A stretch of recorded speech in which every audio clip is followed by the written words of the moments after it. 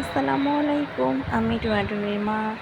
দেখেন আমার ছেলে কি সুন্দর নামাজ পড়ছে। যখনই তার নামাজের কথা মনে পড়বে সে সব কিছু ছেড়ে ছুড়ে একবারে খুব ভালো ছেলে হয়ে সে নামাজে দাঁড়িয়ে যায়। তো আমি আবার এই ফাঁকি দিয়ে কী করি, লুকিয়ে লুকিয়ে তার ভিডিও করার চেষ্টা করি, কিন্তু সে জানে কীভাবে বুঝে যায় আল্লাহই জানে। সে ঠিকই মানে চুপি চুপি আমার দিকে তাকায় আমি কী করছি। যাই হোক, তারপরে যে নামাজের জন্য সে যখন নামাজে যাবে সে অজু করতে গেল। তো অজুর জায়গাটা সে পুরো জায়গাটাকে সমুদ্র বানিয়ে এসেছে আমার জন্য। মানে কাজটা একটু বাড়ানো দিয়ে কথা আর কি।